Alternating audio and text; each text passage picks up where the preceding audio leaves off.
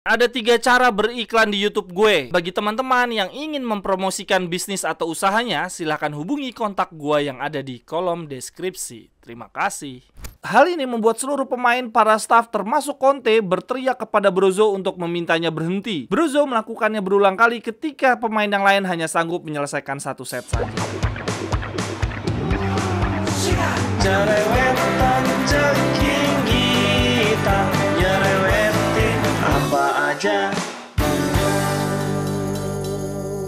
Teman-teman yang sedang kalian saksikan saat ini adalah Cerewetin Inter. Apa kabar teman-teman semua? Semoga dalam keadaan sehat. Gimana nih audionya? Apakah terdengar lebih baik? Gue udah ganti mikrofonnya. Harusnya udah lebih mendingan teman-teman.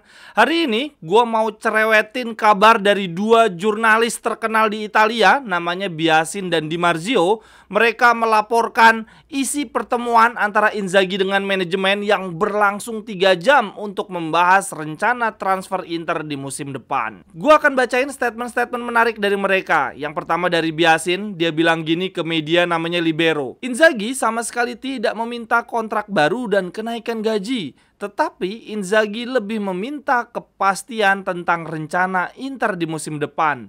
Inzaghi ingin ada kontinuitas dalam komposisi tim.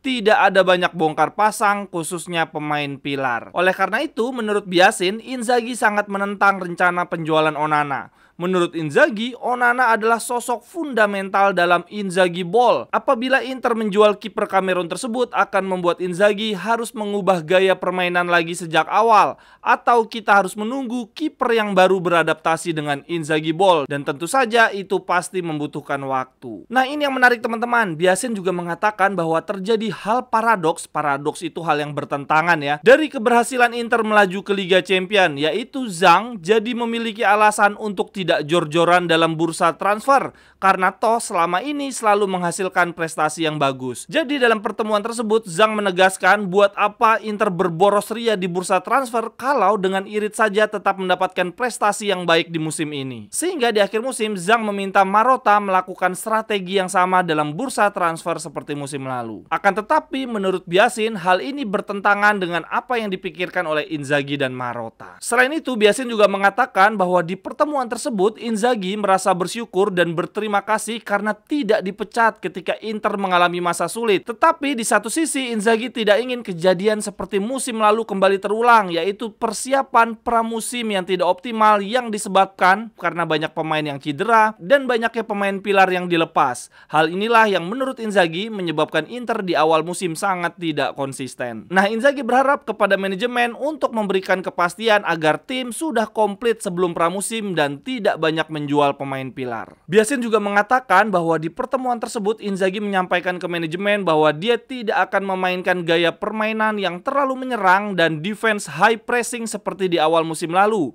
Inzaghi ingin mempertahankan gaya permainan yang sama seperti yang dilakukan oleh Inter di 2 bulan terakhir yang membawa Inter meningkat pesat secara klasemen di Serie A. Pada intinya menurut Biasin, Inzaghi di pertemuan yang berlangsung 3 jam tersebut sudah berubah menjadi pelatih yang besar. Inzaghi berani meminta garansi dari Zhang dan Marotta agar terdapat kontinuitas dan stabilitas di tim yang dia asuh. Lalu selain dari Biasin ada laporan juga dari Di Marzio, dia adalah jurnalisnya Sky Sport. Dia bilang begini, Inzaghi sudah setuju apabila Inter ingin mendatangkan Koulibaly dengan status pinjaman. Akan tetapi menurut Di Marzio, yang paling ditekankan oleh Inzaghi dalam pertemuannya dengan manajemen adalah ia ingin garansi bahwa pemain terbaik harus bertahan. Dan di lini tengah Inzaghi secara spesifik menyebutkan ingin pemain bergaya fisikal yaitu Sergej Milinkovic-Savic, tetapi manajemen mengajukan Fratesi. Menurut Di Marzio, manajemen menyetujui keinginan Inzaghi ya untuk merekrut Sergej Milinkovic-Savic, tetapi dengan catatan setiap negosiasi akan tetap mementingkan kesinambungan finansial sehingga harus dilakukan penjualan pemain terlebih dahulu. Selain itu Di Marzio juga menegaskan bahwa Dzeko akan meninggalkan Inter di musim ini. Selain karena memang Dzeko mendapatkan tawaran yang jauh lebih besar dibandingkan yang diajukan oleh Inter, dari sisi lain Inter juga ingin melakukan peremajaan di lini depan. Kemudian yang terakhir dari Cerewetin Inter hari ini, ada cerita nih dari Borja Valero, mantan pemain Inter. Dia bercerita tentang betapa hebatnya Brozovic. Dia bilang begini, Brozovic adalah pemain yang luar biasa. Supaya kalian paham, saya akan memberikan contoh. Suatu hari, di hari pertama latihan bersama Conte di pemusatan latihan Lugano, Conte dan stafnya memberikan kami tes fisik. Seluruh pemain diminta menggunakan masker dan kami harus berlari, melewati tanjakan, turunan, dan kembali lagi. Hasilnya ada yang kurang dari standar dan ada yang lebih. Lalu tibalah giliran Brozo. Dia berlari ke depan, mundur, ke depan lagi, naik, turun, mundur, dan ke depan lagi. Hal ini membuat seluruh pemain, para staf termasuk Conte berteriak kepada Brozo untuk memintanya berhenti. Brozo melakukannya berulang kali ketika pemain yang lain hanya sanggup menyelesaikan satu set saja. Sumpah ya teman-teman, kalau dengar ceritanya dari Borja Valero ini, gue sangat amat nggak rela sih Brozovic pergi.